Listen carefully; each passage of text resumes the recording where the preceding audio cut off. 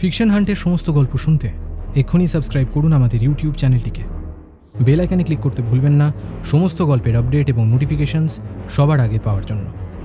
আপনারা বেল আইকনে ক্লিক করছেন তো? আমরা কিন্তু দেখতে পাচ্ছি আমাদের শ্রোতারা আমাদের গল্পগুলো শুনে চ্যানেলটি সাবস্ক্রাইব করলেও বেল আইকনে ক্লিক করছেন না। আপনাদের সকলের কাছে আমাদের বিশেষ অনুরোধ, চ্যানেলটি সাবস্ক্রাইব করে অবশ্যই বেল আইকনে ক্লিক করে অল নোটিফিকেশনস এই অপশনটি অন করে দেবেন। তাহলে আমাদের সমস্ত গল্পের সমস্ত নোটিফিকেশনস আপনার কাছে পৌঁছে যাবে সবার আগে। নমস্কার, আমি সায়ন্তন। ফিকশন হান্টের আরও একটি নতুন এপিসোডে আপনাদের সবাইকে স্বাগত।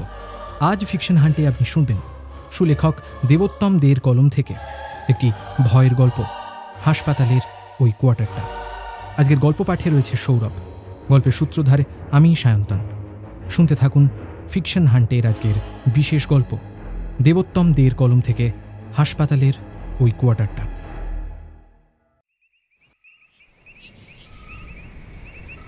প্রচণ্ড বৃষ্টির মধ্যে আসবাবপত্র বোঝাই গাড়িটা এসে থামল বাড়িটার সামনে। বাড়িটা প্রায় জীর্ণ, তবে ভেতরে আলো জ্বলছে। ড্রাইভারের কাছে একটা আলাদা চাবি ছিল ঢোকার জন্য।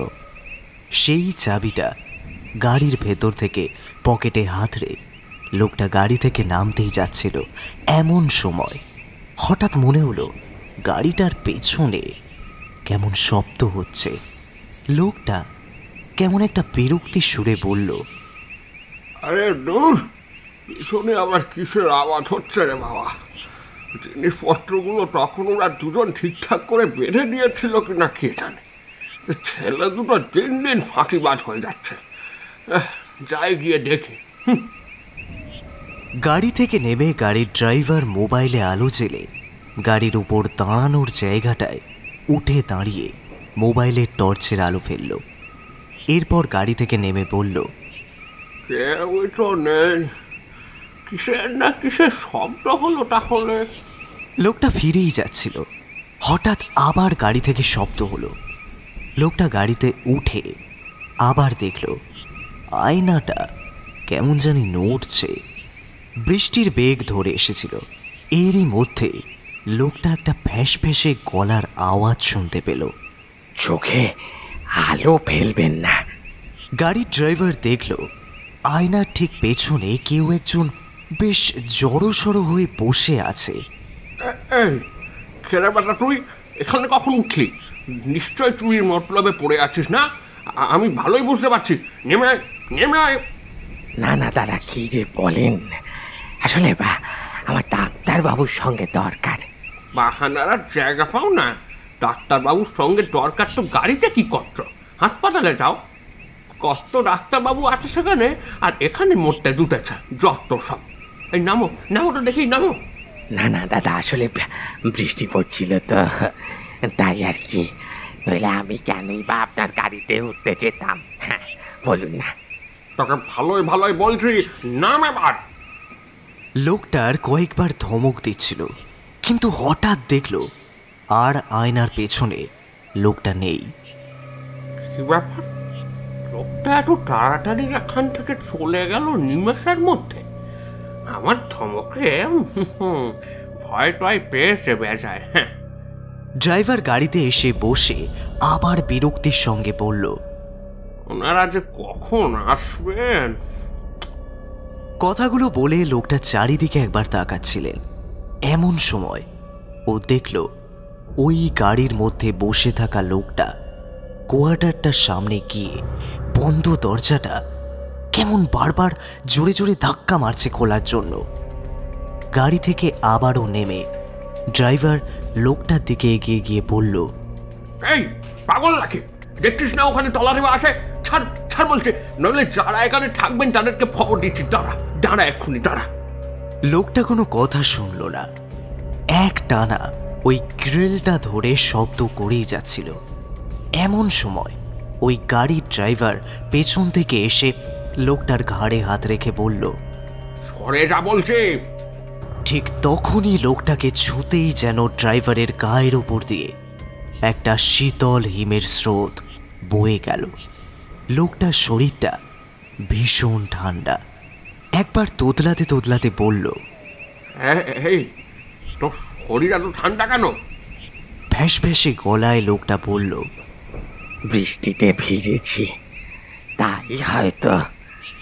হঠাৎ বাইরের আলোটা কেমন ধপধপ করে জ্বলতে নিভতে শুরু করলো। বৃষ্টির বেগও খানিকটা বাড়ল।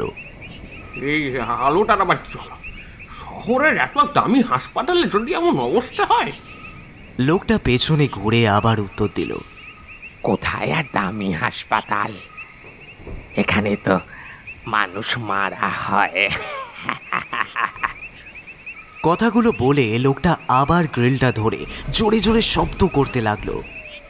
এই তুই পাগল নাকি? কেন বারবার গ্রিল ধরে টানছিস? দেখছিস না নিচে তলা দেওয়া আছে? কথাগুলো বলে গাড়ির ড্রাইভার একবার সামনের লোকটার মুখ দেখবার জন্য হাতটা ঘাড়ে রাখতেই কোথায় জানি একটা বাজ পড়ল প্রচণ্ড জোরে, আর সামনের ধপধপ করতে থাকা লাইটটা ভেঙে পড়ল মাটিতে। বিদ্যুতের ঝলকানিতে লোকটা ঘুরে তাকালো। কি বিভৎসভাবে থেঁতলে গেছে মুখটা, কেমন দলা পাকানো, কিছু বোঝা যাচ্ছে না। ড্রাইভার কেমন চিৎকার করে ওঠে, কি হলো? আমার মুখ দেখতে চাইছিলে না? হ্যাঁ? লোকটা এবার ড্রাইভারের গলা চেপে ধরল। আমার ডাক্তারবাবুর সঙ্গে দেখা করার খুব দরকার, বুঝলে? আজ ওনাকে খুব দরকার। লোকটা ওকে ছিটকে ফেলে দিল মাটিতে। গাড়ির ড্রাইভার উঠে দাঁড়িয়ে কাঁপতে কাঁপতে বলল, এই কে তুই? তোর মুখ এমনভাবে ঠেকলানো কেন? দেখে মনে হচ্ছে তুই কোনো মানুষ না, তুই অন্য কিছু। আমি একটি মরা মেয়ের বাবা, বুঝলি? মানে? লোকটা কেমন খ্যাক খ্যাক করে হেসে উঠে কোথায় যেন হাওয়ায় মিলিয়ে গেল। এরপর হঠাৎ গাড়ির ড্রাইভারের সামনে উল্টো হয়ে ঝুলে পড়ল, আমি ট্রেনে কাটা পড়ে মরেছি, তুই মরবি না। গাড়ির ড্রাইভার আবার গাড়িতে উঠে গাড়িটা নিয়ে বেরিয়েই যেতে চাইছিল, কিন্তু তখনই ও দেখল গাড়ির স্টিয়ারিংয়ে ওই লোকটা ধরে বসে আছে। লোকটা কেমন বিভৎসভাবে হাসছে শুধু। গাড়ি থেকে কোনো রকমে নেমে গাড়ির ড্রাইভার সেখান থেকে দৌড়ে পালাতেই যাচ্ছিল। এমন সময় কে যেন মাটিতে সিটিয়ে লোকটার পা টেনে ধরল, বলল, কোথায় যাচ্ছিস? ডাক্তারবাবু কখন আসবে বলে যা। কিরে বল। লোকটা আস্তে আস্তে ড্রাইভারের শরীর বেয়ে উঠছিল। ড্রাইভার কিছুতেই সেখান থেকে নড়তে পারছিল না। এমন সময় হঠাৎ পেছন থেকে হাসপাতালের একটা ওয়ার্ড বয় এসে বলল, আপনি এখানে কি করছেন? গাড়ি ওখানে থামিয়ে রেখে? স্যাররা তো চলে আসবেন। তুই কাউকে দেখিসনি? কাকে আবার দেখব? এখানে তো আমি আর আপনি দাঁড়িয়ে। স্যার আমায় বলল আপনার সঙ্গে একটু হাতে হাতে গাড়ি থেকে জিনিসপত্রগুলো নামিয়ে কোয়ার্টারের ভেতর রাখতে। আমি তো কাউকে দেখিনি দাদা। আমার আগে কোনো ওয়ার্ড বয় কি এসেছিল এখানে? না না, একটা লোক এসেছিল, কি বিভৎসভাবে মুখটা ঠেটলে গিয়েছিল, কি ভয়ঙ্কর দেখতে। কিছু খেয়েছেন টেয়েছেন নাকি? চোখে জলের ঝাপটা দিয়ে আসুন। আমি তো কাউকে দেখিনি। আমি মিথ্যা বলছি না, আমি সত্যি বলছি। এই ওইসব ছাড়ুন, গেটটা খুলে এসব কোয়ার্টারের ভেতরে নিয়ে যেতে হবে। গাড়ির ড্রাইভার ওয়ার্ড বয়ের হাতে চাবিটা দিয়ে গাড়িটা সেখানে রেখেই কেমন আতঙ্কের চোখে চারিদিকে তাকিয়ে ওখান থেকে দৌড়ে চলে গেল। ওয়ার্ড বয় কিছুই বুঝতে পারে না। কয়েকবার শুধু ডাকলো সেই লোকটাকে, এই যে শুনুন, কোথায় যাচ্ছেন? এসব ভেতরে রাখতে হবে তো। অদ্ভুত লোক তো।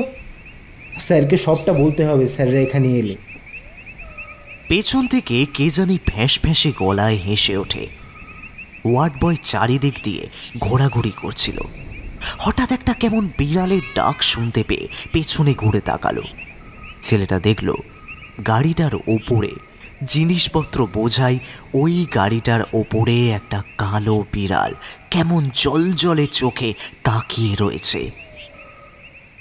বিয়ের কয়েক মাস পরেই সঞ্জয়ের চাকরিটা বদলে হয়ে পড়ল মিত্রপুরের একটা হাসপাতালে। এর আগে ওরা থাকতো কাঁকুরগাছির একটা ভাড়া বাড়িতে, কিন্তু এখন সেটা বদলে যাবে একেবারে হাসপাতালের পাশের একটা কোয়ার্টারে। যেই বাড়িতে ওরা ভাড়া ছিল সেই বাড়িতে অবশ্য দুজন দম্পতি ছাড়া কেউই থাকতো না। মিলি যখন বাড়িটা ছেড়ে যাচ্ছিল, ভদ্রমহিলা যেন প্রায় কেঁদে উঠেছিলেন। মিলি ওনাকে জড়িয়ে ধরে বলল, জেঠিমা এরকম করে আর কেঁদো না তুমি, আমরা তো আবার আসবোই। কি করব বলো, ওর চাকরিটা হঠাৎ করে বদলি হয়ে গেল। মিলি লোকটার পায়ে হাত দিয়ে প্রণাম করে বলল, অশোক জেঠু, আমরা কি নিজের ইচ্ছে যাচ্ছি বলো? আর সবচেয়ে বেশি খারাপ তো আমারই লাগছে। এখানে তো তাও জেঠিমার সঙ্গে একটু গল্প গুজব করতাম, ওখানে তো গিয়ে কোয়ার্টারে থাকতে হবে। আদৌ কাউকে পাবো কিনা কে জানে। সঞ্জয় রাস্তার মোড় থেকে গাড়ি ডেকে একবার ভেতরে এসে লোকটাকে আর ভদ্রমহিলাকে প্রণাম করে মিলিকে বলল, আচ্ছা দেরি করো না, গাড়িতে ওঠো। ব্যাগগুলো সব এখানেই তো? ভেতরে কিছু রেখে আসুনি তো? না গো, সব এখানেই আছে, আর বাকি সব আগের গাড়িতে পাঠিয়ে দিয়েছি। চলো তাহলে। হ্যাঁ আসছি, একটু দাঁড়াও। জেঠিমা, জেঠু, আসি তাহলে। তোমরা কিন্তু সাবধানে থেকো, কেমন? গাড়ির দরজাটা খুলে একপাশে গিয়ে বসল মিলি, আর ব্যাগগুলো ডিকিতে ভরে সঞ্জয়ও গাড়িতে উঠে ওর পাশে বসল। জানালার কাঁচটা দিয়ে শুক্লা জেঠিমা একবার মুখ এগিয়ে দিলেন। মিলি আলতো হেসে বলল, ঠিক করে ওষুধগুলো খেও কিন্তু। আর জেঠু তুমিও, আমি কিন্তু খবর নেব। আসছি। গাড়িটা ছেড়ে দিতেই কয়েকবার পেছনে তাকালেও গাড়িটা ছেড়ে দেওয়ার জন্য অশোক জেঠু আর শুক্লা জেঠিমার থেকে দূরত্বটা বেড়েই যাচ্ছিল যেন ক্রমশ। রাস্তার কুকুরগুলো কয়েকবার মিলিকে আর সঞ্জয়কে দেখে কেমন জানি ছলছলে চোখে তাকিয়েছিল। একবার মিলি সঞ্জয়কে হেসে বলল, ওই দেখো, তোমার দুটো টমিও তাকিয়েছিল গো যখন আমরা আসছিলাম। ওরাও হয়তো আমাদের খুব মিস করবে বলো। তুমি তো নিজের হাতে হাসপাতালে যাওয়ার আগে হাজার ব্যস্ততার মধ্যেও ওদেরকে খাওয়াতে, তাই না? হ্যাঁ গো, তা অবশ্যই করবো, কিন্তু চাকরিটাই এমন, কি আর বলি। যাক ছাড়ো, নতুন জায়গা তো যাচ্ছি, আস্তে আস্তে সব মানিয়ে নেবে। হ্যাঁ, যতই ভাড়া থাকি না কেন, মানুষ দুটো আমাদের বড্ড ভালোবাসতেন, একেবারে নিজের ছেলে মেয়ের মতো। এমিলি, বাড়িতে কল করেছিলে? দাঁড়াও, করছি। ভালো মনে করিয়েছ তো, আমার একেবারেই মনে ছিল না। কয়েকবার ফোনে রিং হয়ে ওপার থেকে একজন মহিলার গলার আওয়াজ। হ্যালো। হ্যাঁ মা, বলছি আমরা রওনা দিলাম মিত্রপুরের উদ্দেশ্যে। হ্যাঁ, তুই তো বলেছিলি। দেখেছো কাণ্ড, আমার তো একেবারে খেয়াল নেই। সাবধানে যাস। আর শোন, হাসপাতাল চত্বরে থাকবি তো বলেছিলি, চুল কিন্তু কখনো খুলে রাখবি না। জামাইকেও একটু সব দিকটা দেখে রাখতে বলিস, কেমন? নতুন জায়গায় যাচ্ছিস তো। ঠিক আছে, ঠিক আছে মা, সাবধানে যা। রাখছি তাহলে, পৌঁছে আমাকে ফোন করিস, কেমন? ফোন কাটতেই সঞ্জয় মিলিকে জিজ্ঞাসা করলো, শাশুড়ি মা কি বললো? বললো সাবধানে যেতে, আর আমার জামাইকে বলিস একটু সব দিক দেখে রাখতে। যদিও আরেকটা কথাও বললো, কি? চুল ছেড়ে না রাখতে। মিলির মুখে এই কথা শুনে খিলখিল করে হেসে উঠল সঞ্জয়। কেন, পেতনিতে ধরবে বুঝি? যা পেতনি আমি পেয়েছি, আবার পেতনি। এই সঞ্জয় দেখো, এইসব নিয়ে না একদম হাসি মশকরা করবে না। মা যখন বলেছে নিশ্চয়ই কিছু একটা ভেবেই বলেছে কথাটা, তাই না? আর এই শোনো, তুমি আমাকে পেতনি বললে কোন সাহসে গো? ওখানে পৌঁছাই, তারপর তোমার হচ্ছে। আরে রেখে যাচ্ছ কেন? দেখো, চাকরি পেতেই বিয়ে হয়ে গেল, প্রেম আর করলাম কোথায়? আমার তো ওই এক পিসি বাড়ি, বাবা মা তো নেই, নইলে আর তোমাকে নিয়ে আসতাম। আরো কতক্ষণ লাগবে গো? আরে প্রায় অনেকটা রাস্তা। ও, বাইরে ঝিরে ঝিরে বৃষ্টি শুরু হয়ে গেল। জানালার দিকে তাকিয়ে তাকিয়ে অনেকক্ষণ সেই বৃষ্টিটাই দেখছিল মিলি। সঞ্জয় ওর ঘাড়ে হাত রেখে বলল, কি ব্যাপার ম্যাডাম, মন খারাপ নাকি? হ্যাঁ গো, বড্ড জেঠু আর জেঠিমার কথা মনে পড়ছে আজ। আসলে 6 মাস তো ওখানে ছিলাম। এই তোমার মনে আছে সে প্রথম দিন যখন ওখানে এসেছিলাম, তারপর শুক্লা জেঠিমা একটা মাছের ঝোল করেছিল? আমি তো কতবার তোমাকে খাওয়াবো বলে বানিয়েও ছিলাম, কিন্তু ওনার মতো না কোনো দিন টেস্ট হয়নি। একমাত্র উনিই পারেন, কি বলো? হ্যাঁ, তুমি যা ঝাল দিয়েছিলে ওই রান্নায়, বাপ রে বাপ। অমনি না অমনি তোমার নিন্দে শুরু হয়ে গেল। কিন্তু যাই বলো আর তাই বলো, ওনারাও বোধহয় বড্ড একা হয়ে গেলেন, তাই না? নতুন ভাড়াটা অবশ্য আসবে, কিন্তু তবুও আমাদের এত তাড়াতাড়ি 6 মাসের মধ্যেই যাওয়াটা ওনারা হয়তো মানতে পারছেন না। হ্যাঁ, তাছাড়া ওনার মেয়ে তো ওই বিদেশে বিয়ে করেছে, শুনেছি বছরে একবার আসে ওই পুজোর সময়। তা আবার কোনো বছর আসে, কোনো বছর আসে না। এই সঞ্জয়, তুমি একবার ওই লোকটাকে ফোন করো না, বলো না ওই বড় গাড়িটা কোয়ার্টারে পৌঁছেছে কিনা জানতে। হ্যাঁ হ্যাঁ, তাই করছি। আমারও আজকে ওখানে তাড়াতাড়ি পৌঁছেই শুয়ে পড়তে হবে, কাল সকালে আবার একটা ওটি আছে।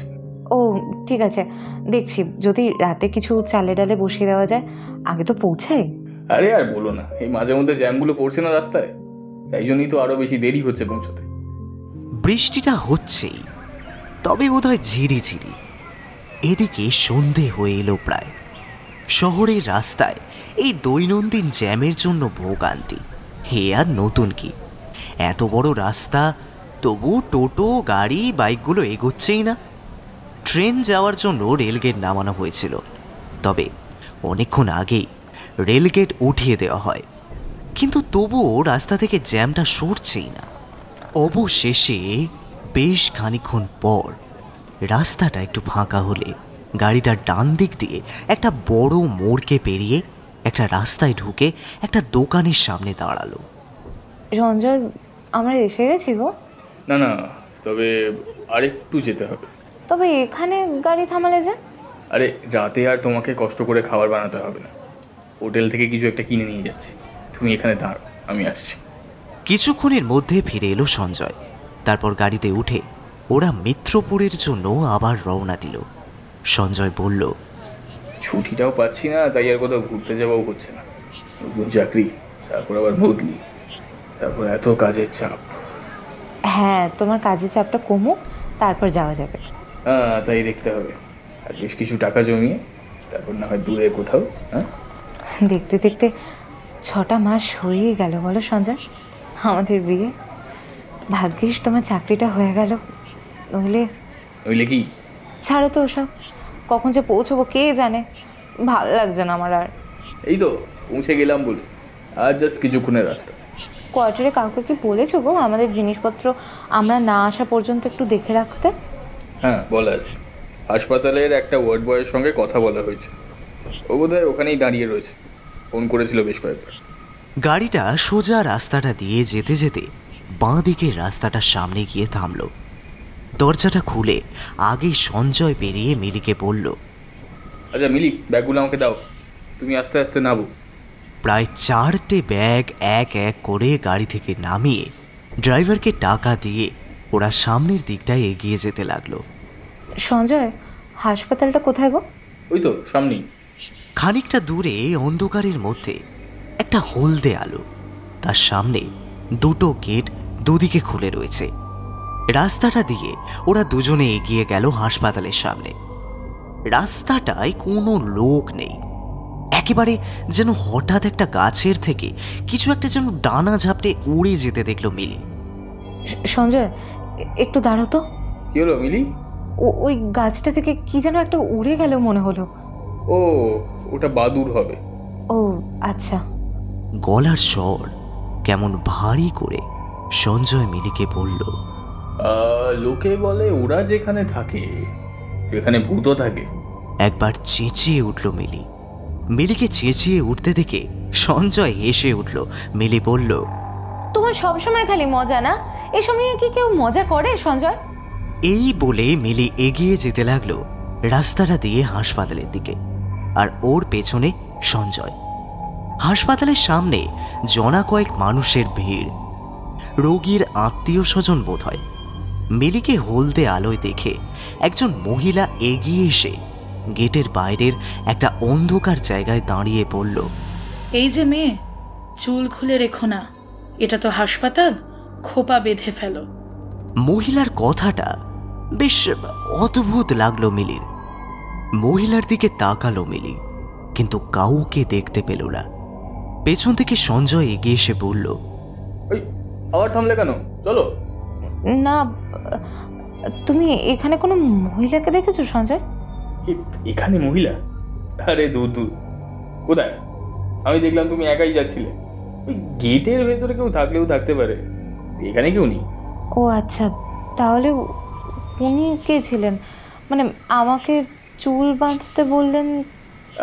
তুমি হয়তো তোমার মায়ের কথাই ভাবছিলে, তাই হয়তো এইসব বুঝছো। আচ্ছা আচ্ছা, কিছু হয়নি, চলো চলো। সঞ্জয় এগিয়ে গেল।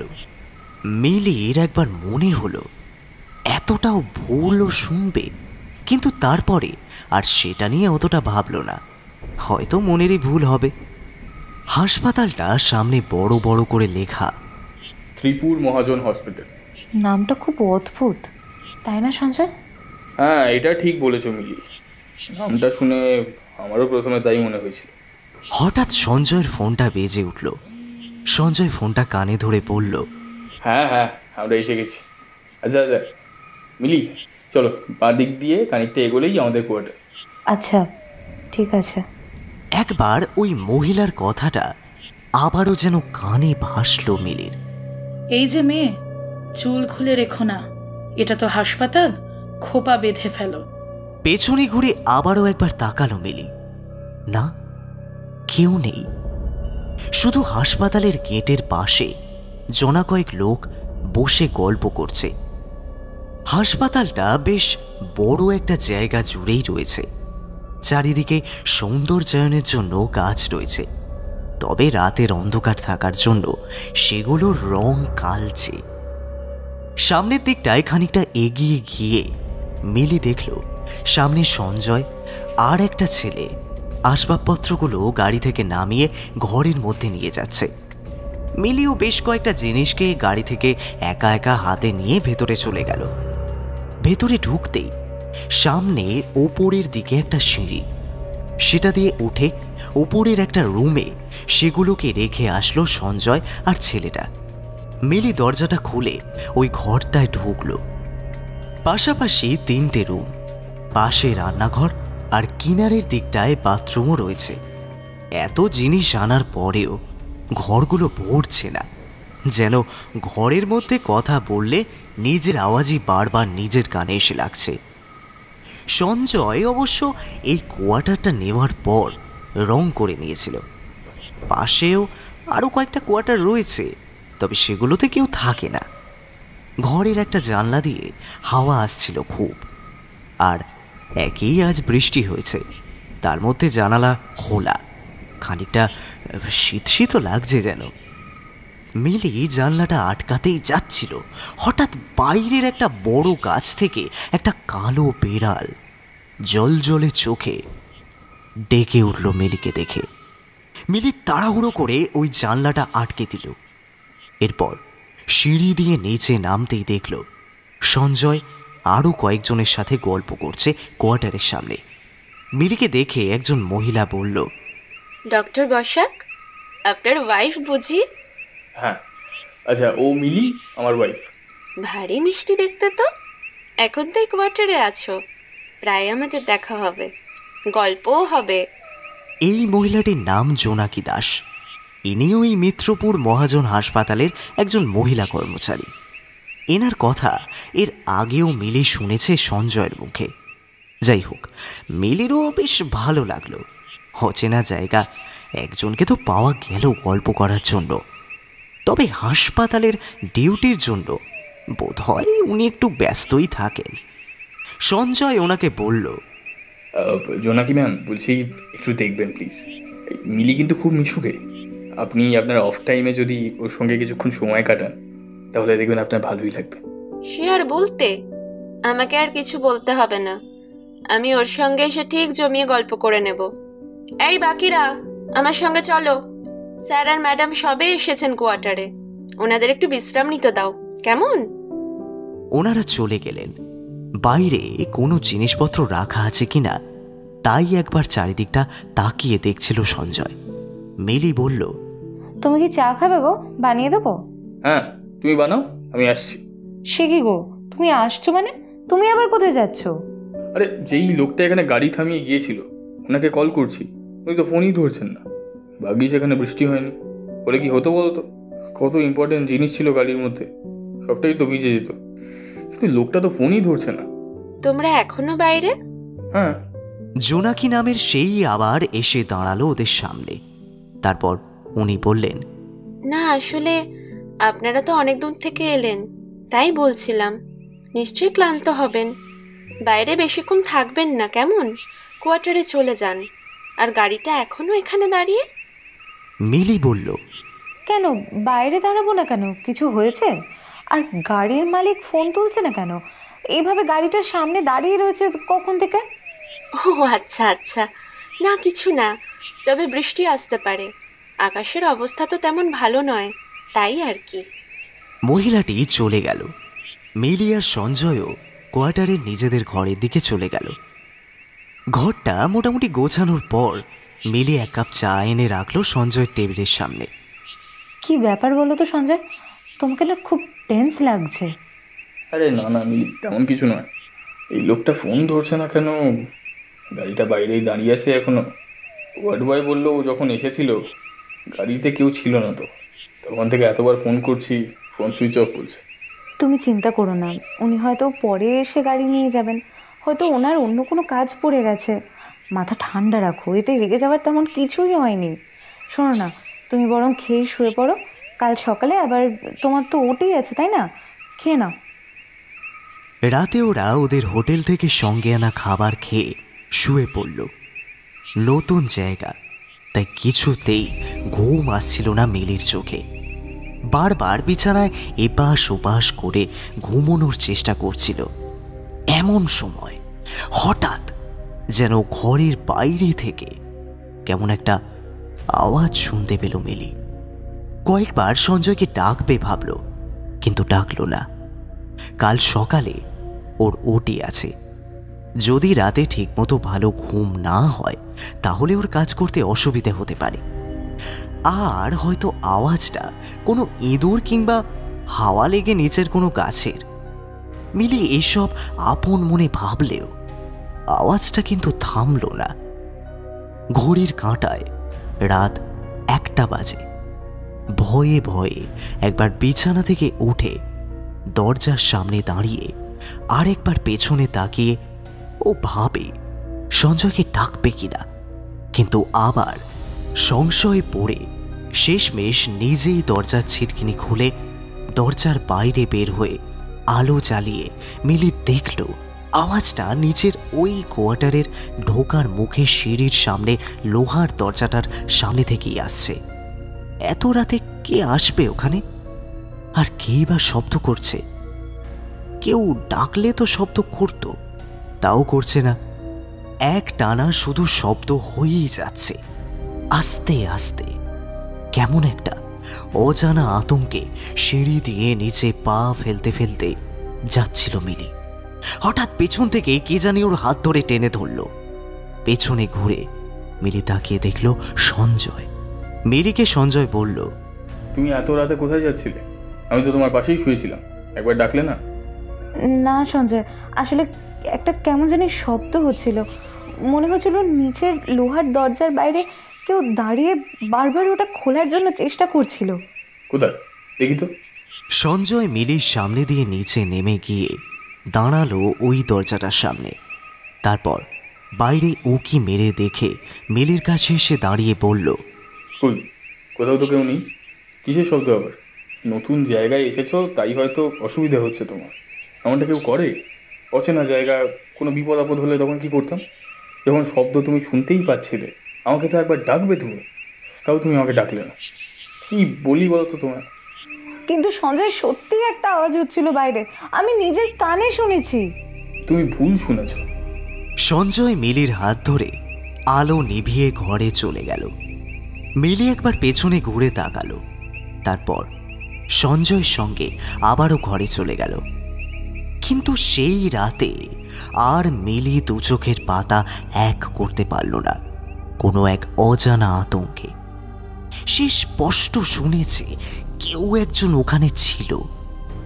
সঞ্জয় যতই অবিশ্বাস করুক ওর কথাকে, হঠাৎ কতগুলো রাস্তার কুকুর যেন সম্মিলিতভাবে ডেকে উঠল ওদের কোয়ার্টারটার সামনে। আতঙ্কে চোখের পাতা বুজে ঘুমানোর চেষ্টা করে মিলি। সকাল হয়েছে অনেকক্ষণ। সঞ্জয় রেডি হচ্ছে। মিলিও রান্নাঘরের দিকে গিয়ে ওর জন্য জলখাবার বানিয়ে খাবার টেবিলে ওটা রেখে বলল, কি গো, খেতে আসো, তোমার দেরি হয়ে যাচ্ছে তো, খেয়ে নাও, আসো তাড়াতাড়ি। সঞ্জয় ঘর থেকে বেরিয়ে এসে চটপট খাবার টেবিলে বসে বলল, মেনু কি? লুচি আর আলুর দম। জমে যাবে তো। নাও, এবার দেরি হয়ে যাবে হাসপাতালে পৌঁছতে তোমার। খাবার টেবিল থেকে হাত মুখ ধুয়ে সুটকেসটা নিয়ে বের হচ্ছিল সঞ্জয়। হঠাৎ দরজার কাছে গিয়ে পেছনে ঘুরে বলল, আচ্ছা শোনো না, বলছি 6 দিন নাইট ডিউটি পড়েছে আজ থেকে, তোমাকে বলা হয়নি। আসলে আমিও সকাল সকালই খবরটা পেয়েছি, পরে এসে আমি সব বলছি, কেমন? নাইট ডিউটি মানে? তাও আবার 6 দিনের জন্য? তার মানে এই কোয়ার্টারে 6 দিন মিলিকে একা থাকতে হবে। একে অচেনা জায়গা, সবে মাত্র 1 রাত ঘুমালো, তারপরেই এমন। অবশ্য সঞ্জয়কে কিছু বলেও লাভ নেই, ওই বা কি করবে, নতুন চাকরি। এইসবই ভাবছিল মিলি জানলার দিকে দাঁড়িয়ে। বাইরে থেকে দরজায় টোকা মেরে একটা মেয়ে বলল, ভেতরে আসবো দিদি? মিলি পেছনে ঘুরে দেখলো একটা মেয়ে এসে দাঁড়িয়েছে ওর দরজার সামনে। হ্যাঁ এসো, কিন্তু তোমাকে তো ঠিক চিনলাম না। আমাকে তোমার ঘরের কাজে সাহায্য করার জন্য ডাক্তারবাবু পাঠিয়েছে। ও, কি নাম তোমার? আমার নাম টুম্পা গো। আমি এই হাসপাতালের পাশের বস্তিতেই থাকি। হাসপাতালে কয়েকবার আয়ার কাজও করেছি। ডাক্তারবাবু জোনাকি দিকে বলেছিল তোমাকে সাহায্য করার জন্য কাউকে দরকার, তাই আর কি। আচ্ছা, তা তুমি আমার সঙ্গে রাতে থাকবে তো টুম্পা? না গো দিদি, আসলে বাড়িতে অসুস্থ বাবা আছে তো, তাই রাতে থাকতে পারবো না, ক্ষমা করো, সারা দিন আছি। আচ্ছা ঠিক আছে, আসলে তোমার ডাক্তারবাবু এই কদিন তো রাতে থাকবেন না, আর একে অচেনা জায়গা, আমি তো ভালো করে কিছু চিনি না, তাই আর কি। কোনো চিন্তা করো না দিদি, আমি তো আছি। আমি তোমাকে এখানকার পথ ঘাট সব চিনিয়ে দেবো। ওই দেখো, এত কথা বললাম, তোমার নামটাই তো জিজ্ঞেস করা হয়নি। আমার নাম মিলি। ও আচ্ছা, বলো কি কাজ টাজ করতে হবে, আমি করে দিচ্ছি। থাক, আজ আর তোমাকে কিছু করতে হবে না, তুমি বরং কাল সকাল সকাল এসো। তাহলে আজ কি বাড়ি চলে যাব? তোমার ডাক্তারবাবু কি শুধু কাজ করার কথাই বলেছে? আগে না, বলেছিল তোমার সঙ্গে গল্প করতে। আসলে তোমরা সব বড় বড় শহরের মানুষ তো, তাই একটু লজ্জা লাগতেছিল। তুমিও না সত্যি, আমরা কি বাইরের দেশ থেকে এসেছি নাকি? তা নয় তো কি, এই মৃত্যুপুর ছাড়া বাকি জায়গা আমার বিদেশ লাগে। আর কখনো তো আগে আমি অন্য কোথাও যাইনি এই মৃত্যুপুরের বাইরে। কেন? আসলে ছোট থেকেই না বাবার হাতে ফুটো, তাও কিছু ধার বাকি করে টাকা জমিয়ে বাবার চিকিৎসা করেছি। বাবা রিক্সা চালাতো, কিন্তু সুস্থ হবার পর ডাক্তারবাবু বলে দিয়েছিল বাবা কোনো ভারী কিছু কাজ করতে পারবে না। ও আচ্ছা আচ্ছা। হ্যাঁ গো দিদি, তোমাকে একটা কথা জিজ্ঞেস করবো টুম্পা? আরে এতে আমাকে জিজ্ঞেস করার কি আছে, কি বলবে বলো না দিদি। না, তুমি তো বললে তোমার বাড়ি এই হাসপাতাল চত্বরের পাশেই, তাই না? হ্যাঁ। হলেও তাহলে তুমি টের পাবে না। কি হয়েছে তা বলবে তো আমাকে। না, আসলে কাল রাত 1টার সময় হঠাৎই মনে হলো নিচের ওই লোহার দরজাটায় কেউ যেন আওয়াজ করছে। মনে হচ্ছিল কেউ যেন বারবার ভেতরে আসতে চাইছে ওটা ভেঙে। তোমার ডাক্তারবাবু তো কিছুতেই বিশ্বাস করতে চাইছে না, কিন্তু বিশ্বাস করো টুম্পা, আমি ঠিক শুনেছি, কেউ একজন ওখানে ছিল। একটু চোখ কান খোলা রেখো গো দিদি, নতুন জায়গা, আর তাছাড়া এই কোয়ার্টারটা তো বহুদিন ধরে ব্যবহার হয়নি, এর আগে পড়েছিল তালা বন্ধ হয়ে। তোমরা এসেছো তাই এতদিন পর শুনলাম তো আসার পথে ডাক্তারবাবুই নাকি এই ঘর আবার নতুন করে রং করেছে। কথা বলবো দিদি, তুমি বিশ্বাস করবে কি না জানি না। কি? কোনো জায়গা বেশি দিন ধরে ব্যবহার না হলে না, ওখানে তেনারা থাকতে শুরু করেন। তেনারা বলতে? ভূতেরা। ভূতটুতে বরাবরই আধা আধি বিশ্বাস মিলির, তবে কোনো চোর ডাকাতও আসতে পারে। টুম্পা ওর কাজ করে সন্ধ্যের পরে চলে গেল। টুম্পাও বড্ড নিরুপায়। ওর বাবার সমস্যা শুনে ওকে আর শেষমেশ জোর করতে পারেনি মিলি। তবে প্রায় বিকেলের দিকটায় সঞ্জয় একবার এসেছিল কোয়ার্টারে। তখন অবশ্য সঞ্জয়কে বলেছিল, হ্যাঁ, টুম্পাকে আমি ঠিক করে দিলাম, তোমার সময়ও কাটবে আর একাকিত্বও লাগবে না। আর বলো না, আরেকজন ডাক্তারবাবু ছুটি নিয়েছে, তাই ওনার সব ডিউটিগুলো আমার দায়িত্বে এসে পড়েছে। প্রায় 6টা ওটি ওনারই করার কথা ছিল।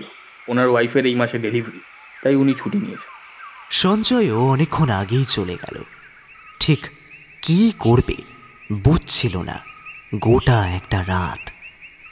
জেঠিমাকে কল করে বেশ কিছুক্ষণ কথাবার্তা বলতে বলতে রাতে খাওয়া দাওয়া করে শুয়ে পড়ল মিলি।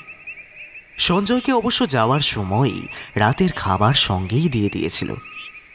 ঘরের আলো নিভিয়ে মিলি শুয়ে ঘুমাচ্ছিল।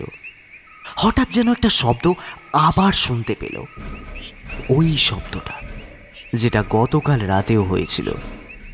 মিলি প্রচণ্ড ভয় পেয়ে বিছানার কিনারে সিঁটিয়ে যায়। ঘড়ির কাঁটায় আজও রাত 1টা বাজে, কিন্তু আওয়াজটা থামে না। আওয়াজটা এক টানা হতেই থাকে। একটা সময় আওয়াজটা এতটাই জোরে হচ্ছিল, মিলি ভয়ে ঘরের ছিটকিনি খুলে বাইরের আলো জ্বালিয়ে সিঁড়ি দিয়ে আস্তে আস্তে নামতে লাগলো। একটা হাওয়া যেন খালি বারবার এসে কিছুক্ষণের জন্য নাড়িয়ে যাচ্ছে ওর চুলগুলো। হঠাৎ একবার বাইরের আলোটা ধপধপ করতে করতে নিভে গেল। কি হচ্ছে এসব তা কিছুই বুঝতে পারছে না মিলি, কিন্তু আওয়াজটা তখনও হচ্ছিল বাইরে। ভয়ে ভয়ে একবার মিলি চেঁচিয়ে বলল, কে কে দাঁড়িয়ে আছো বাইরে? কে আছো? আওয়াজটা থেমে গেল। বাইরের অন্ধকারের মধ্যে থেকে কেউ একটা দাঁড়িয়ে আছে, তা ভালোভাবেই বুঝতে পারল মিলি। মিলি কিছু বলতে যাচ্ছিল, কিন্তু হঠাৎই সামনে থেকে একটা গলার আওয়াজ শুনতে পেল। ডাক্তারবাবু আছেন? দরজাটা একটু খুলুন, আমি ডাক্তারবাবুর কাছে যাব। এবারে যেন ভয়টা খানিকটা কমলো মিলির। ও চেঁচিয়ে বলল, না না, ডাক্তারবাবু তো হাসপাতালে আছে, কাল সকাল সকাল আসবেন, তখন বাড়িতে পাবেন ওনাকে। ডাক্তারবাবুকে আমার একটু দরকার ছিল তো আজ। লোকটা আরও কিছু বলতে যাচ্ছিল, কিন্তু মিলি আর পেছনে না তাকিয়ে কোনো কথার উত্তর না দিয়ে আবার সিঁড়ি দিয়ে ওপরে উঠে ঘরের দরজা বন্ধ করে দিল। আওয়াজটা তারপরেও অনেকক্ষণ হচ্ছিল। মিলি সেদিকে আর কান না দিয়ে বিছানায় শুয়ে পড়ল। সকাল সকাল হাসপাতাল থেকে সঞ্জয় বাড়ি চলে আসলো। সকালে ব্রেকফাস্ট করতে করতে মিলি সঞ্জয়কে বলছিল, কি ডাক্তারবাবু, কেমন কাটলো হাসপাতালে প্রথম দিন? ভালোই কেটেছে। আর সত্যি কথা বলতে এখানকার ডাক্তাররা কিন্তু বেশ মিশুক, জানো মিলি, এত আপন করে নিয়েছে আমাকে এনারা। আমার বেশ কিছু জুনিয়র ডাক্তারও রয়েছে, ওরা অবশ্য আমার আগেই জয়নি, বেশ মিশুকে। আর হাসপাতালটা বাইরে থেকে যতটা না বড় লাগে, ভিতরে কিন্তু আরও বড়। আর অপারেশনগুলো মোটামুটি সাকসেসফুল। আর ওই হাসপাতাল কমিটির সকলের ভীষণ ভালো ব্যবহার, জানো। তোমাকে এর মধ্যে একদিন হাসপাতালে ঘুরিয়ে নিয়ে আসবো, কেমন? থাক থাক, অনেক হয়েছে। আপনি আপাতত আপনার কাজটা মন দিয়ে করুন, আর এখানে তো আমরা এখন আছি, সে এক সময় গিয়ে তোমার সঙ্গে না হয় ঘুরে আসবো হাসপাতাল। আচ্ছা আচ্ছা আচ্ছা, টুম্পা এখনো আসেনি? না না, এখনো তো আসেনি। মেয়েটা কিন্তু খুব ভালো, জানো তো। বাহ, একদিনে তুমি বুঝে গেলে, ওই জন্যই দেখো কাজে ফাঁকি মারে শুরু। হ্যাঁ, আরে মানুষকে আলাদাভাবে বুঝতে গেলে ডাক্তারই পড়তে হয় না, আমাদের চোখই হলো আস্ত একটা সিনিয়র ডক্টর। তা আপনি কি করে বুঝলেন একদিন এই মেয়েটিকে দেখে? মিলি ম্যাডাম, আমাকে একটু বলুন। মেয়েটার বাবা অসুস্থ, পড়াশোনা করা হয়নি বোধহয় ওর জন্য ভাবছি মেয়েটাকে আমি একটু টুকটাক পড়াবো। আর ঘরের কাজেও ফাঁকি টাকি কিছু দেয় না। এতবার বললাম আজ তোর প্রথম দিন, কোনো কাজ করতে হবে না তোকে, তাও ও আমার কোনো কথা না শুনেই যাবার আগে জামা কাপড় কেচে বাসন মেজে সব কাজ করে দিয়ে ও বাড়ি গেছে। হঠাৎ দরজার বাইরে দাঁড়িয়ে টুম্পা বলল, ভেতরে আসবো আমি? তোকে আবার পারমিশন নিতে হবে আসার জন্য? না, তুমি আর ডাক্তারবাবু কথা বলছিলে তো। বাবা, কি পাকা পাকা কথা। তুমি আর ডাক্তারবাবু কথা বলছিলে তো। এই যা, কাজে যা, আজ কিন্তু তোর দেরি হয়েছে, দেরি করে এসেছিস। হ্যাঁ হ্যাঁ, যাই। টুম্পা রান্নাঘরের দিকে চলে গেল। সঞ্জয়ও সুটকেস নিয়ে হাসপাতালে যাওয়ার জন্য বেরিয়ে গেল।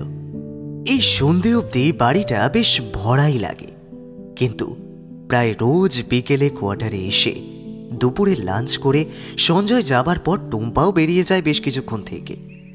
তারপর থেকে মিলি একা একাই এই ঘরের মধ্যে বসে থাকে। আর 5 দিন এই কোয়ার্টারে তাকে একা থাকতে হবে। কিন্তু গতকাল রাতে ওই লোকটার কথা তো বলাই হয়নি সঞ্জয়কে। লোকটা তো আজকে বাড়িতে এলো না। আসলে কাজে থাকলে এসব মনে পড়ে না, কাজ না থাকলে একা একা একটু বসে থাকলে এসব চিন্তা যেন মাথাটাকে ঘিরে ধরে। কিন্তু আলোটাই বা ওভাবে নিভে গেল কেন? ইলেকট্রিকও তো যায়নি। তাহলে বোধহয় আলোটাই খারাপ হয়ে গেছে। সঞ্জয়কে বলে নতুন একটা আলো বাইরের দিকটায় লাগানোর জন্য বলতে হবে। মনে মনে এইসব ভাবতে থাকে মিলি।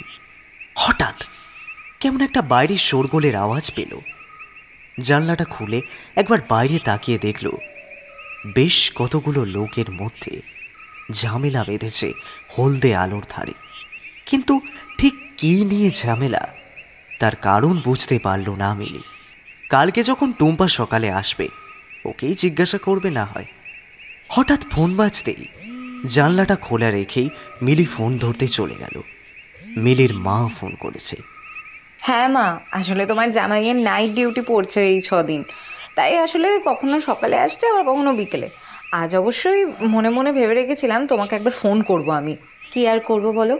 আর যে মেয়েটাকে তোমার জামাই কাজের জন্য ঠিক করে দিয়েছে ওর বাবা অসুস্থ গো, তাই ওই জন্যই ও সারাদিনটুকু থাকলেও রাতে আর থাকছে না। আচ্ছা মা দাঁড়াও, ফোনটা কেটে দিও না। হ্যাঁ, আমি মনে হয় জানলাটা খুলে এসেছি, আটকে আসি, তুমি লাইনেই থাকো। মিলি জানলাটা আটকাতেই যাচ্ছিল, এমন সময় কে জানি ওই বাইরের অন্ধকার জায়গাটা থেকে মিলিকে বলল, এই যে মেয়ে, তোকে আমি আগেও বলেছি না রাতে চুল খোলা রাখবি না, এটা হাসপাতাল, খোপা বাঁধ। মিলি সেই কথার কোনো তোয়াক্কা না করে কেমন হতভম্ব হয়ে জানলাটা আটকাতে ফোনটা আবার কানে নিয়ে মায়ের সঙ্গে কথা বলতে শুরু করলো। বেশ কিছুক্ষণ পর ফোন কাটবার পর চুলটায় খোঁপা বেঁধে বলল, কে ওই মহিলা? কেন বারবার আমাকে চুল খোলা রাখতে বারণ করছে? রাতের খাবার খেয়ে বিছানায় শুয়ে পড়ল মিলি। আজ আর কিছুতেই ঘুম ধরছে না। আসলে এই একা থাকার দোষ। নানা রকম চিন্তা মাথায় এসে ভিড় করে। বারবার এপাশ ওপাশ করেও কিছুতেই যেন ঘুম ধরছিল না মিলি। যাও ঘুমটা চোখে লেগেছিল তাও কেমন একটা অদ্ভুত আওয়াজে ভেঙে গেল। ঘুম ভাঙা চোখে বিছানায় উঠে বসে মিলি বলল, কিসের একটা শব্দ হচ্ছে না? রোজ রাতে এমন সব শব্দ, শান্তিতে একটু ঘুমোতেও দেবে না কি? ঘড়ির দিকে একবার তাকালো মিলি। আজও রাত 1টায় ঘড়ির কাঁটা। কি হচ্ছে এসব? রোজ রাত 1টা বাজলেই এমন অদ্ভুত আওয়াজ হচ্ছে কোয়ার্টারের মধ্যে থেকে। সুইচ বোর্ডে আলো জ্বালিয়ে বেশ কিছুক্ষণ শুনল। শব্দটা এখনো হচ্ছে কিনা সেটার বোঝার জন্য ঘরের মধ্যেই কিছুক্ষণ দাঁড়িয়ে থাকলো মিলি। না, আওয়াজটা কমছে না, বরং আরো বেড়ে গেছে। মিলি ভেবেছিল আজ আর দরজা খুলবে না, কিন্তু প্রচণ্ড শব্দের জন্য একবার বাধ্য হয়েই ঘরটার ছিটকিনি খুলে বাইরে বেরিয়ে দেখল আজও শব্দটা হচ্ছে সিঁড়ির নিচের ওই কোয়ার্টারে ঢোকার দরজাটার দিক থেকে। নিচের আলোটা নষ্ট ছিল, তবে ওপরের বাইরের আলোটা জ্বলছিল। সিঁড়ি দিয়ে ধীরে ধীরে একটা একটা করে পা ফেলতে ফেলতে এগিয়ে গেল মিলি। বাইরে থেকে একটা আওয়াজ পেল, দরজাটা খোলেন না। এটা তো ওই লোকটার গলার শব্দ যে গতকাল রাতেও এসেছিল। ওই লোকটা আজও এসেছে, কিন্তু এই জায়গাটায় তো অন্ধকার। লোকটা কি করে বুঝলো কেউ ওনার সামনে এসে দাঁড়িয়েছে? মিলি কিছুই বুঝতে পারছিল না। কেমন যেন ফ্যাঁস ফ্যাঁসে গলায় লোকটা বলল, ডাক্তারবাবু আছেন? আমাকে একটু ভেতরে যেতে দিন না। মিলির এবারে যেন মেজাজ বিগড়ে গেল। লোকটা কি পাগল? এই লোকটাই নিশ্চয়ই প্রথম দিনও এসেছিল। সেদিন অবশ্য মিলির কথা বিশ্বাস করেনি সঞ্জয়। মিলি বিরক্তির সঙ্গে বলল, শুনুন, আপনাকে তো বলছি আপনি সকালে আসবেন। ডাক্তারবাবু নেই এখন, টানা 6টা দিন নাইট ডিউটি পড়েছে ওনার হাসপাতালে, আর তা না হলে হাসপাতালে গিয়ে ওনাকে খুঁজবেন। খুলুন না দরজাটা। আরে বাবা, আচ্ছা মুশকিলে বললাম তো উনি নেই। লোকটা আবার অন্ধকারে দাঁড়িয়ে বলল, ডাক্তারবাবুর সঙ্গে খুব দরকার আমার। উনি নেই, কি অদ্ভুত, আপনাকে বলছি তো। লোকটা আর কোনো আওয়াজ করল না, চলে গেল কোথায় জানি। মিলিও বিরক্তির সঙ্গে ঘরে গিয়ে শুতেই যাচ্ছিল, হঠাৎ দরজার কোণ থেকে কাকে যেন বসে থাকতে দেখল মিলি। লোকটা মিলিকে দেখে আস্তে আস্তে মাথা ওঠালো। অন্ধকারে লোকটাকে দেখেনি যদিও, কিন্তু লোকটার গলার আওয়াজ ওর স্পষ্ট মনে আছে। কিন্তু লোকটা কি করে ঘরের সামনে এলো? বাইরে তো গেটে তালা দেওয়া। লোকটা কেমন নরম স্বর নামিয়ে কাঁদো কাঁদো গলায় বলল, ডাক্তারবাবুকে একটু ডেকে দিন না, ওনার সঙ্গে বড্ড দরকার আমার আজ। লোকটার পরনে একটা ধুতি আর একটা ফতুয়া। কেমন অদ্ভুতভাবে যেন লোকটা ঘামছে কথাগুলো বলতে বলতে। লোকটা কেমন কাঁদো কাঁদো মুখে চেয়ে আছে মিলির দিকে। মিলি একবার চিৎকার করে ওঠে, কিন্তু কোয়ার্টারটার থেকে হাসপাতালটা খানিকটা দূরে, তাই কেউ শুনতে পেল না মিলির চিৎকার। লোকটা এবার মিলির সামনে দিয়ে কেমন বারবার দৌড়াতে দৌড়াতে পাশের রুমগুলো ধাক্কা মারতে মারতে চিৎকার করে বলছে, ডাক্তারবাবু আপনি কোথায়? ডাক্তারবাবু, আপনার সঙ্গে আমার বড্ড দরকার। ডাক্তারবাবু। মিলি আতঙ্কে ঘরে ঢুকে বাইরের থেকে দরজাটা আটকে দেয়। লোকটা কি পাগল নাকি অন্য কিছু? লোকটা তালাবদ্ধ দরজা পেরিয়ে কি করে ঘরের সামনে এসে ঢুকলো? মিলি কিছুই বুঝল না। লোকটা একবার মিলির দরজায় বারবার ধাক্কা মারতে লাগলো। ডাক্তারবাবু আপনি কোথায়? আমার যে বড় দরকার আপনাকে আজ। মিলি কি করবে বুঝতে পারল না। ঘরের আলোটা দপদপ করতে করতে কেমন যেন নিভে গেল হঠাৎ করে। দরজাটা আপনা আপনি খুলে গেল। অন্ধকারের মধ্যেই ভয়ে সিটিয়ে মিলি বিছানার নিচে লুকিয়ে পড়ল।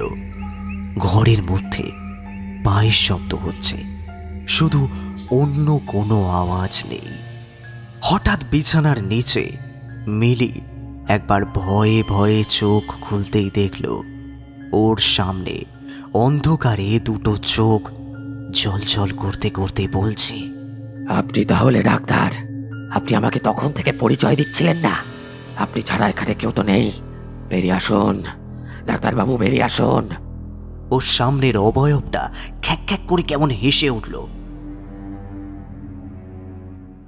হাসপাতাল থেকে আজ সকাল সকাল সঞ্জয়ের থেকে চাবি নিয়ে কোয়ার্টারে গিয়ে টুম্পা দেখল দরজাটা খোলা, আর মিলি কেমন আধা মুখ বের করে খাটের নিচে পড়ে আছে। চোখে জলের ছিটে দিতেই মিলি চোখ খুলল। কেমন একটা আতঙ্কের ছাপ যেন মিলির চোখে। টুম্পা বলল, কি হয়েছে মিলি দিদি? মিলি কেমন টুম্পাকে জড়িয়ে ধরে বলল, শোন না, বলছি এই 4টে দিন আমার সঙ্গে রাতে থাক না রে, তোকে রিকোয়েস্ট করছি আমি টুম্পা। বেশ ঠিক আছে, কিন্তু কি হয়েছে?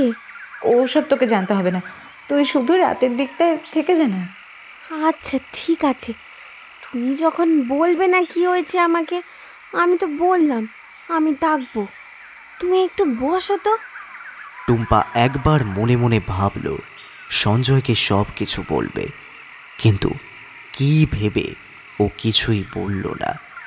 মিলি বলল, আচ্ছা কালকে রাতে ওই বাইরে এত চেঁচামেচি কিসের হচ্ছিল রে? ওই বস্তির একটা বয়স্ক লোকের রাস্তায় অ্যাক্সিডেন্ট হয়েছিল, ওকে হাসপাতালে নিতে টানাটানি করছিল কর্তৃপক্ষ। টাকা নেই, সেই জন্য হাসপাতালে ভর্তি নেবে না। গরিবের কি পড়ার নেই? কেউ কি আর নিজের ইচ্ছায় হাসপাতালে আসে বলো তো মিলি দিদি? দাদুকে ভর্তি করতে চাইছিল না হাসপাতাল কর্তৃপক্ষ, আমাদের বস্তির সবাই চাঁদা তুলে শেষমেশ যা ওই 1200 টাকার মতো জোগাড় করে হাসপাতালে ভর্তি করেছে। কিন্তু তোমার বিষয়টা আমি কিছুই বুঝছি না মিলি দিদি। ছাড় এসব কথা। বলছি, লোকটা কেমন আছে এখন? ভালোই আছে। ছেলে দুটোকে যা মেরেছে না, বাইক নিয়ে যাচ্ছিল রাস্তা দিয়ে। ভাগ্যিস দাদুর তেমন লাগেনি গো। থানায় ধরিয়ে দিয়েছে আমাদের বস্তির ছেলেরা। দিদি, একটা কথা বলবো, কিছু মনে করবে না তো? রাতে না চুল খোলা রাখবে না। কেন রে? আসলে এই কোয়ার্টারের সামনে একটা ঘটনা ঘটেছিল অনেক দিন আগে। ঘটনাটা খুব মর্মান্তিকও বটে, যাই হাসপাতালের বুকে আজও কলঙ্কের কালি চিটিয়ে রেখেছে এখনো। কি ঘটনা বলতো টুম্পা? শহরের বড় নামকরা হাসপাতাল হিসেবে এই মিত্রপুর মহাজন হাসপাতালের তো অনেক নাম আগে থেকেই ছিল, কিন্তু এই হাসপাতালের না একটা খারাপ দিকও রয়েছে। এই হাসপাতালে গ্রামগঞ্জ থেকে তো আগেও লোক আসতো আর এখনো আসে, কিন্তু সেবার হাসপাতালে এক পোয়াতি মহিলা ভর্তি হয়। হাসপাতাল কর্তৃপক্ষ সে বাচ্চাটাকে বাঁচাতে পারেনি। শেষমেশ ওনারা বলেন 3 দিনে সব মিলিয়ে খরচ 7 লক্ষ টাকা। টাকা যদি মিটিয়ে না দেয় তাহলে রোগীর বডিও পাবে না। এতে ফেটে পড়ে রোগীর পরিবার সহ আরও বাকি রোগীর পরিবার, তার সঙ্গে হাসপাতালে আসা আরও অনেকে। ওই রোগীর গ্রামের থেকে আরও লোক আসে। আরও অনেক উত্তপ্ত জনতা হাসপাতাল ভাঙচুর করতে থাকে। কেউ কেউ হাসপাতালে আগুন জ্বালিয়ে দিতে চায়, কেউ কেউ আবার ইট ছুঁড়ে ভাঙতে থাকে জানলা। হাসপাতালে আগুন ধরে যায়, দমকল আর পুলিশ এসেও পৌঁছয়। সেখানে সব রোগীদের সেখান থেকে বের করে নিয়ে আসা হয়, কিন্তু সেই মৃত পোয়াতি বউটার স্বামী না হাসপাতালের কেবিন থেকে চিৎকার করতে করতে তার বউয়ের লাশটা নিয়ে বেরিয়ে আসে। বউটার চুলটা আগুন লেগে দাউ দাউ করে জ্বলছিল। আমার বয়স তখন ছোট গো মিলি দিদি, কিন্তু এখনো মনে আছে সেই দৃশ্য। উফ, কি ভয়াবহ সেই দৃশ্য, আমি এখনো ভুলতে পারি না। চোখের সামনে সেই দৃশ্য আজও ভাসে আমার। তারপর কি হলো? কি আর হবে, সব তো শেষ হয়ে গেল বলো। লোকটার তো সব গেল, বউটাও আর বাচ্চাটাও। পুরুষ মানুষ বলে লজ্জা করেনি জানো। সেদিন লোকটা হাত পা ছুঁড়ে কেঁদেছিল এই হাসপাতালের বাইরে, তোমাদের কোয়ার্টারটার সামনে। হাসপাতাল 7 লক্ষ টাকা কেন চাইবে? লোকটার তো না বউ বাঁচলো না সন্তান বাঁচলো, আর খরচও তো প্রচুর হয়েছে এই কদিন। তবে তারপর থেকে না একটা অদ্ভুত ঘটনা ঘটতে থাকে এই হাসপাতালের সামনে। অনেকে বলে এই হাসপাতালের সামনে কোনো মহিলাকে চুল খুলে থাকতে দেখলে কোনো একটা বউ নাকি বারবার বলে এটা হাসপাতাল, চুলটা খোপা বাঁধতে। আর ওর কথা না শুনলেও অবশ্য কিছু করে না। তবে পরে অনেকের সঙ্গে খুব খারাপ কিছুও ঘটেছে গো। হ্যাঁ, আমাকেও তো একজন বলেছিল 2 বার। কি সর্বনাশ ব্যাপার! তুমি আর চুল খুলে থেকো না গো মিলি দিদি। আমি একবার বস্তিতে গিয়ে কাউকে বলে আসি বাবার রাতের দেখভালের জন্য। আমি আইসে রান্না করে দিচ্ছি। টুম্পা ঘর থেকে বেরিয়ে চলে গেল। হঠাৎ পেছন থেকে কে জানি মিলির চোখ দুটো 2 হাত দিয়ে শক্ত করে চেপে ধরল। মিলি চিৎকার করে বলল, কে কে? চোখ খুলে মিলি দেখল সঞ্জয়। একটা কথা বলবো সঞ্জয়, তোমার কাছে কি কোনো বয়স্ক লোক এসেছিল এর মধ্যে? মিলি কেমন যেন এড়িয়ে গেল বিষয়টা। সঞ্জয় এসবে বিশ্বাস করে না, শেষে আবার হেসে উড়িয়ে দেবে। তাহলে কেনই বা লোকটা আসে?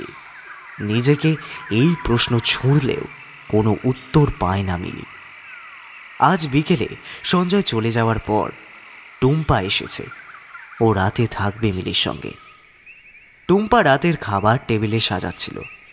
এমন সময় হঠাৎ দরজার বাইরের অন্ধকার জায়গাটা থেকে কেউ একজন বলে উঠল, ভিতরে আসবো?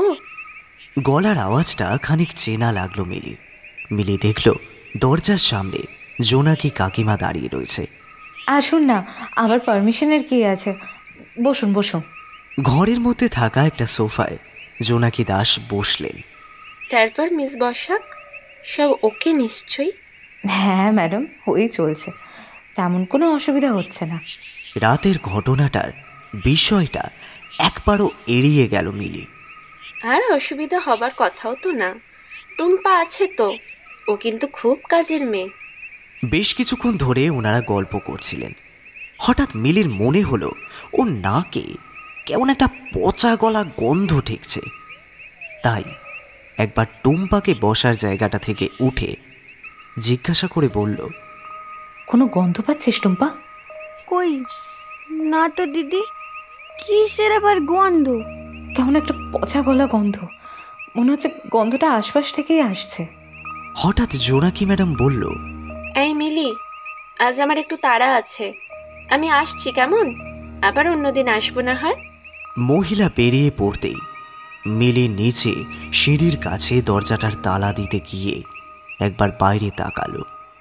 না, সামনে কেউ নেই, কিন্তু দরজাটার বাইরের অংশের অন্ধকার জায়গাটায় মনে হয় কেউ বসে আছে। মিলি একবার চিৎকার করে বলল, কে? কোনো সাড়া শব্দ পেল না মিলি। মিলি আবার চেঁচিয়ে বলল, কে আপনি? হঠাৎ অন্ধকারে যিনি বসেছিলেন তার মাথাটা বারবার আপনা আপনি ঘুরে বলল, ডাক্তারবাবু বাড়িতে আছেন? ওনার সঙ্গে খুব দরকার, খুলুন না, দরজাটা একটু খুলুন। প্রচণ্ড জোরে একটা চিৎকার করে ওঠে মিলি। উপরের ঘর থেকে নেমে আসে টুম্পা, মিলিকে জড়িয়ে ধরে বলে, কি হচ্ছে গো দিদি? টুম্পা, ওখানে কেউ ছিল, আমি নিজের চোখে দেখেছি, তুই বিশ্বাস কর আমায়। কোথায়? বাইরের দিকটায়, ওই অন্ধকার জায়গাটায় কেউ বসেছিল। টুম্পা একবার এদিক সেদিক তাকিয়ে দেখল কেউ তো নেই। তবে যা ঘুটঘুটে অন্ধকার, তার মধ্যে একটা বিশাল বড় গাছের ছায়া নিচে নেমে এসেছে। দেখতে অনেকটা কেমন জানি মানুষের মতো। মিলি দিদি হয়তো এই গাছের ছায়া দেখেই অমন ভয় পেয়েছে। মিলিকে নিয়ে বাইরের আলো নিভিয়ে ঘরে চলে যায় টুম্পা। হঠাৎ ঘরে ঢুকতেই মিলির ফোনটা বেজে উঠল। রাত প্রায় 10টার কাছাকাছি। মিস জোনাকি দাসের ফোন। ফোনটা ধরে মিলি হ্যালো বলেছে, শুধু ফোনের ওপার থেকে যেন একটা আতঙ্কের সুর শোনা গেল ওনার গলায়। মিলি, তোমরা কিন্তু আর রাতে দরজা খুলবে না। মিলি বেশ থেমে থেমে বলল, কেন? হঠাৎ এমন সময় টুম্পা বাইরে থেকে প্রচণ্ড জোরে চিৎকার করে উঠল। মিলি বলল, ম্যাডাম আমি ফোনটা রাখছি, হ্যাঁ, আপনার সঙ্গে আবার পরে কথা বলছি। বাইরে বেরিয়ে মিলি দেখল কোয়ার্টারের সিঁড়ির সামনের গাছের টপগুলো কেমন সিঁড়ি দিয়ে পড়ে আপনা আপনি ভেঙে যাচ্ছে। টুম্পা চিৎকার করে বলল, দিদি দিদি কি হচ্ছে এসব? বাপের জন্মে এমন ঘটনা তো দেখিনি। সব ফুলের টবগুলো আপনা আপনি সিঁড়ি দিয়ে পড়ে ভেঙে যাচ্ছে। হাওয়া টাওয়া লাগলে তাও বোঝা যেত, কিন্তু হাওয়াও তো নেই। ভয়ে ভয়ে মিলি টুম্পাকে বলল, তুই আমার সঙ্গে ঘরে আয়, আর পেছনে ফিরে তাকাস না একদম। ওরা সিঁড়ি দিয়ে ঘরে উঠে গেল। খাবার টেবিলে বসে কোনো এক অজানা আতঙ্কের জন্য ওরা থালায় খাবার নিয়েও যেন দাঁতে কাটতে পারছিল না। তবুও কোনো রকমে খেয়ে ওরা ওই রাতে শুয়ে পড়ল। রাত তখন 1টা বাজে। আজ আর কোনো শব্দ হচ্ছে না। তবে হঠাৎ একটা গোঙানির শব্দ যেন ভেসে আসছে ঘরের চারিদিক থেকে। কে যেন আর্তনাদি সুরে কাঁদছে। টুম্পা মিলিকে একবার ডাকবে ভাবল, কিন্তু মিলি আগে থেকেই জেগেছিল। মিলি বলল, টুম্পা, মনে হচ্ছে না কেউ যেন কাঁদছে। হ্যাঁ গো মিলি দিদি। ওরা কেবল আতঙ্ক মাখা চোখে মুখে পরস্পরের মুখ চাওয়াচাই করছিল।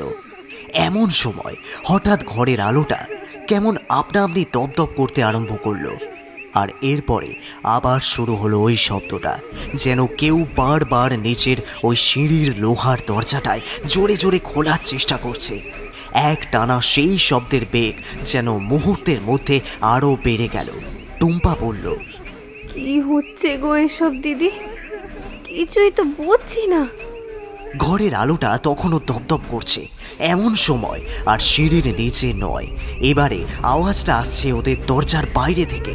দরজায় প্রচণ্ড জোরে ধাক্কা মারা শব্দ। এই গলার স্বর মিলির চেনা। এটা ওই লোকটার গলা যে গত 3টে রাত ধরে বারবার বলছে দরজাটা একটু খুলে দিতে, কিন্তু লোকটা বদ্ধ লোহার গেট খুলে কি করে ওপারে চলে আসলো সেটা নিয়ে কেমন একটা সন্দেহ দেখা দিল।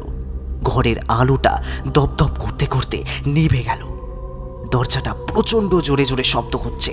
ওই লোকটা বারবার বাইরে থেকে চিৎকার করে বলছে, ডাক্তারবাবুকে ডেকে দিন না, ওনার সঙ্গে আমার দরকার আছে। এরপর দরজাটা ভেঙে গেল। লোকটা ভেতরে চলে আসলো। মিলি আর টুম্পা ভয়ে খাটের নিচে নিজেদের মুখ হাত চাপা দিয়ে বসে রয়েছে। লোকটা ঘরের মধ্যে যেন হাঁটা চলা করছে বারবার, আর চিৎকার করে বলছে, ডাক্তারবাবু, আমি অসীম মণ্ডল, আমার মেয়েটাকে একটু দেখে দিন। ও ডাক্তারবাবু, যদি ওকে একটু এনারা হাসপাতালে ভর্তি নেন। ডাক্তারবাবু, আমার মেয়েটার খুব অসুখ, একটু দেখে দিন। লোকটা বারবার ঘরের মধ্যে হাঁটা চলা করছে আর কথাগুলো চিৎকার করে বলছে। আবার কখনো কাঁদছে, আবার কখনো দরজার বাইরে গিয়ে খোলা অংশে জোরে জোরে ধাক্কা মারছে। টুম্পা আর মিলি বেশ কিছুক্ষণ লোকটার গলার শব্দ না পেয়ে ভেবেছিল লোকটা বোধহয় চলে গেছে, কিন্তু এরপরে কে জানে বিছানায় নামানো চাদরটা সরিয়ে খাটের নিচে মুখ ঢুকিয়ে বলল, আপনারা কেউ ডাক্তারবাবুকে দেখেছেন? হ্যাঁ, আমার ওনার সঙ্গে বড্ড দরকার আছে। লোকটা ওখানে বসে কাঁদতে শুরু করলো। মুখটা হাত দিয়ে চেপে ধরে খাটের নিচের অন্ধকারে টুম্পা আর মিলি একে অপরকে জড়িয়ে ধরে বসে রয়েছে। লোকটা এখনো সুর করে কেঁদে যাচ্ছে। মিলি একবার চিৎকার করে জিজ্ঞাসা করলো, কে তুমি? কেন আমাদের সঙ্গে এরকম করছো? সেই এখানে আসার পরের দিন থেকে তুমি এরকম করছো আমাদের সাথে। আমরা তোমার কি ক্ষতি করেছি বলো? লোকটা কেমন ফ্যাঁস ফ্যাঁসে গলায় বলল, ক্ষতি তো হয়েছে, আমার মেয়েটা তো আর বাঁচেনি। টুম্পা কেমন ধীর গলায় বলল, আমাদের তো কোনো দোষ নেই তাতে। আমরা তো আর তোমার মেয়েকে মারিনি। না, তা ঠিক। আমার মেয়েটার বয়স তোমার মতোই হবে। ওর একটা অসুখ করেছিল, এই হাসপাতালে নিয়ে এসেছিলাম মেয়েটাকে। লোকের মুখে অনেকবার শুনেছি এই হাসপাতাল নাকি শহরের অন্যতম সেরা হাসপাতাল, কিন্তু সেদিন আমার মেয়েকে এরা ভর্তি নিল না। বলল 3 লক্ষ টাকা লাগবে। অত টাকা আমি কোথায় পাবো? কিন্তু কোনো রকমে তাও আমি 2000 টাকা ধার দেনা করে জোগাড় করেছিলাম, কিন্তু ওরা বেডে নিল না। আমার মেয়েটা আসার পথে বলেছিল, বাবা, আমি বোধহয় আর বাঁচব না,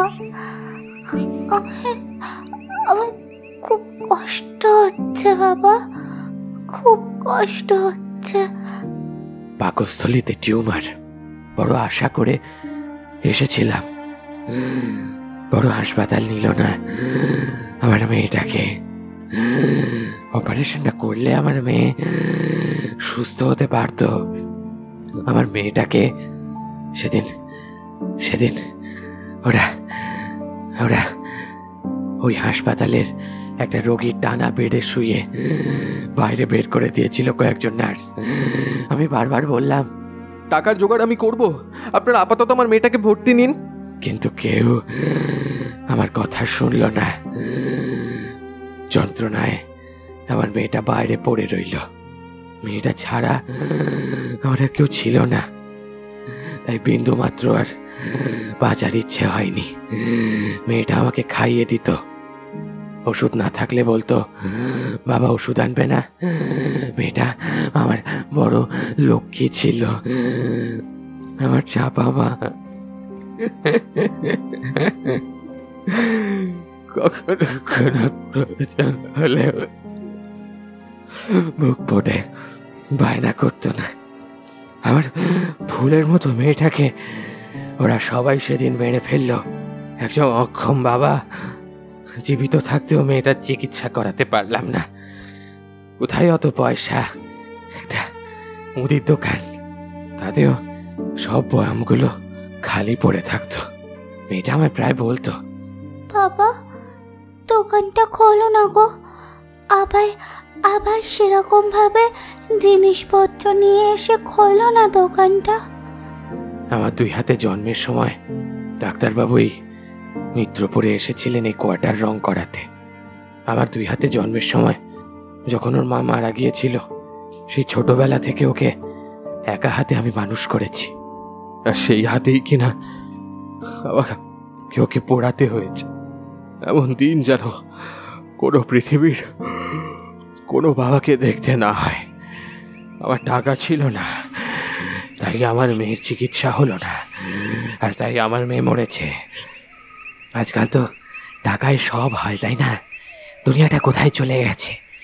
আমার যেটুকু মেয়ে সাড়া দিল না, আর কথা বলল না, বাবা বলে ডাকলো না, আমার মেয়েটা কোথায় জানি হারিয়ে গেল। লোকটা ডুকরে কেঁদে উঠল। কাঁদতে কাঁদতে ছটফট করতে লাগলো অন্ধকারের মধ্যে তার ছায়াটা। টুম্পা আর মিলিও ওনার কথা শুনে কেঁদে উঠল খানিকটা। মিলি বলল, সবই তো বুঝলাম, কিন্তু আপনার কি তার জন্যই ডাক্তারদের উপর এত রাগ? না, যেদিন নতুন ডাক্তারবাবু এই মিত্রপুরে এসেছিলেন এই কোয়ার্টার রং করাতে, সেদিন আমি তার সঙ্গে একবার দেখা করতে এসেছিলাম। তার পরের দিন আমার মেয়ে মারা যায়, কিন্তু আমি এসে এখানে পৌঁছানোর আগেই ডাক্তারবাবু সেখান থেকে বেরিয়ে চলে যান। আমি এই গ্রিলের দরজার ধারে দাঁড়িয়েছিলাম, কিন্তু ডাক্তারবাবু চলে গেলেন। আমি আর কি করি? ভেবেছিলাম ডাক্তারবাবু আমার মেয়েটাকে হাসপাতালে ভর্তির ব্যাপারে আমাকে কিছু সাহায্য করতে পারেন, কিন্তু তা হলো না। মেয়েটা শ্রাদ্ধ করে আর জীবনের প্রতি মায়া হলো না। একলা একলা বাঁচা খুব কষ্টের, বড্ড কষ্টের। থানায় জানালেন না কেন? গিয়েছিলাম, কিন্তু লাভ হয়নি। শহরের এই তল্লাটের বড় হাসপাতাল, তার বিরুদ্ধে অভিযোগ। দারোগাবাবু চলে যেতে বললেন। ওনাকে একবার সেদিন পেছন ঘুরে বলেছিলাম, দারোগাবাবু, আমার মতো এই দিন আপনাকেও যেন দেখতে না হয়। আসলে আপনিও তো একজন বাবা। উনি আর কিছু বলেনি। আর আগেই কয়েকটা শহরের হাসপাতাল ঘুরে দেখেছি। টাকার অঙ্কটা ওগুলোতে আরও বেশি, 6 লক্ষ কিংবা কোথাও আবার 9 লক্ষ। এটা চলে যাওয়ার পর বড় যন্ত্রণা হচ্ছিল বুকের ভেতর। তাই ওর শ্রাদ্ধের কয়েকদিন পর রাতের একটা ট্রেনের সামনে ঝাঁপিয়ে পড়ি, আর ওখানেই আমি। কিন্তু দেখুন, মরে যাওয়ার পরেও আমার মেয়েটাকে হাসপাতালে ভর্তি করার জন্য ডাক্তারবাবুর কাছে এখন আসতে ভুলিনি। মেয়েটা মরবার পরেও আমার বোধহয় মুক্তি হবে না কোনোদিন। আর কোনো শব্দ হলো না ঘরে। একটা হাওয়া যেন বাইরে বেরিয়ে গেল নিমেষের মধ্যে। ঘরের ভেতরের আলোটা আবার স্বাভাবিক হয়ে গেল। মিলি ঠিক করল, সকালে সঞ্জয় এলেই ওকে সব ঘটনা খুলে বলবে। বাকি রাতটুকু আর ওরা ঘুমোলো না। আতঙ্কের জন্য নয়, লোকটার আর লোকটার মেয়েটার কথা ভেবে বড্ড কষ্ট হচ্ছিল ওদের। পরের দিন সঞ্জয় এলে সঞ্জয়কে সব খুলে বলল মিলি। গাড়িতে উঠে টুম্পা, ঠাকুরমশাই, মিলি আর সঞ্জয় এসে পৌঁছালো লোকটার বলা তার ভিটেটায়। প্রথমে বাড়ি যদিও চিনতে অসুবিধে হচ্ছিল, কিন্তু পরে এলাকার কাউকে জিজ্ঞাসা করতেই তারা সাহায্য করেছেন। লোকটার শ্রাদ্ধ শান্তির পর আর ওখানে কোনো আওয়াজ হয়নি। তবে মিলি আর টুম্পার মুখে সব কিছু শোনার পর এই মিত্রপুর হাসপাতালে এমন রোগী মারবার ফাঁদের বিরুদ্ধে একজন সৎ ডাক্তার হিসেবে সঞ্জয় বসাক এই দুটো ঘটনাকে উল্লেখ করে চটজলদি মিত্রপুর হাসপাতাল সহ বাকি হাসপাতালগুলোর রোগী মারবার জন্য অর্থের এই মারণ ফাঁদ আটকাতে মেডিকেল বোর্ডকে একটা লম্বা মেইল পাঠায়।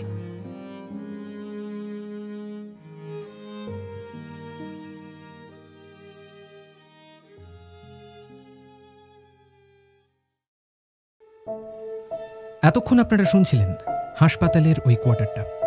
রচনা দেবোত্তম দে। আজকের গল্প পাঠে ছিল সৌরভ। অন্যান্য চরিত্রে ছিল নীল, প্রীতম, সুপ্রজা, তৃষা, আর্য, সৃষ্টি, অস্মিতা, এবং তানিশা। এই গল্পের নাট্যরূপ নির্মাণে ছিল দিশানি, শব্দ সংযোজন, আবহ সঙ্গীত ও স্পেশাল এফেক্টসে ছিল রণজয়। এই গল্পের প্রচ্ছদ নির্মাণ করেছে টিম পিক্সেলেট। কেমন লাগলো আজকের গল্পটা? যদি গল্পটা আপনাদের ভালো লেগে থাকে অবশ্যই ভিডিওটিকে একটি লাইক করে দেবেন, চ্যানেলটা সাবস্ক্রাইব করতে ভুলবেন না, বেল আইকনে ক্লিক করে দেবেন সমস্ত গল্পের আপডেট এবং নোটিফিকেশনস সবার আগে পাওয়ার জন্য। আজকের মতো এখানেই শেষ করছি। সবাই ভালো থাকবেন, সুস্থ থাকবেন। নমস্কার, শুভরাত্রি।